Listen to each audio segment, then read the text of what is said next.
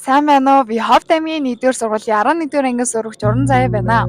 Өнөөдөр би та бүхэн сургуулийн орчинд дэх үндэсний ус ба ариун цэврийн байгууламжийн стандарт хүртээмжийн талаар багахан судалгаа хийж та нартай хүргэх гэж байна. Манай сургууль Ховд аймгийн хамгийн олон сурагчтай бөгөөд нийт 2000 гаруй зуун сурагч 140 орчим багш ажилчинтай. Бидэнд усны хүртээмж харьцангуй сайн. Сурагч бүр цэвэр усаа уух боломжтой. Мөн манай сургууль нь унтны усны шинжилгээнд орж бүх үзүүлэлт нь эрүүлгэж гарсан нь бидэнд нэмэлт баталгаа болж байгаа юм аа. Гэхдээ ариун цэврийн өрөөндөө хангалтгүй, завсарлагын үеэр урт дараалал үүсэж, зарим сурагчид ор чадалгүй хичээлдээ буцаж ордог. Мөн заримдаа ус тасрах, эсвэл цэвэрлэгээ дутан байх тохиолдол гардаг. Энэ сурагчдын эрүүл мэндэд сөргөөр нөлөөлж байна. Манай сургууль төвийн усаар хангагдсан чанарыг тогтмол шаардлагатай байна. Мид өнөөр сургууль дээр ирээд хангалттай усаж чаддаг. Хаанаас ус авч уудаг? Картогоос авч уудаг. Ангиасаас бас авч уудаг. Картогоос авч уудаг, ангиасаас бас авч уудаг.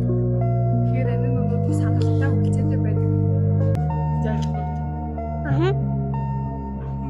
Тохоод ихчбэр маань үзмний шүүс, цөөрүүлсэн цай, сүлтэй цай, олон төрлийн жимсний шүүс өгдөг. Тэгээд бид нар ангитай ус уух суртагддаг.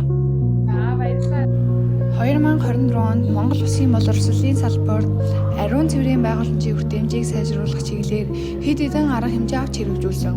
Улсын хэмжээний ерөнхий боловсролын 337 сургууль, 233 цэцэрлэг, 250 дотор байрыг орчин үеийн ариун цэврийн байгууламжтай болгох зорилт тавьсан байна. Мөн дотор байрны 87% нь усанд орох нөхцөл бүрдсэн. Эрүүл мэндийн яамны 2023-аас 2025 оны судалгаагаар улсын хэмжээнд сургуулийн ариун цэврийн байгууламжийн 38% нь стандарт хангадаггүй гэсэн дүн гарсан. Энэ нь бидний асуудал ганц биднийх биш гэдгийг харуулж байна. Гэхдээ энэ бүхэн шийдэл бий. Манай сургууль бид сурагчдын санаачлаар цэвэр гар, эрүүл бие даяныг эхлүүлж, гараа угаах, усаа хэмнэх зуршлыг өдөр тутам ишүүлэх, багийн сурагчдыг оролцуулан ариун цэврийн өрөөний хэвлэлийн дэвтэр гаргаж, цэвэр байдлыг тогтмол шалгах, шинжлэх технологи ашиглах, усны өрсөлдөлийг хянах автомат систем, цэвэрлэгийн дижитал бүртгэл нэвтрүүлэх.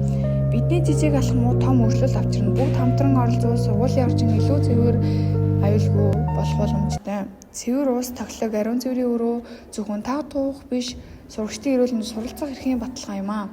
Хүүхэд бүр эрүүл, аюулгүй орчинд суралцах хэрэгтэй. Цэвэр орчин эрүүл хүүхэд, гэгээлэг ирээдүй. Цэвэр ус эрүүл ирээдүй.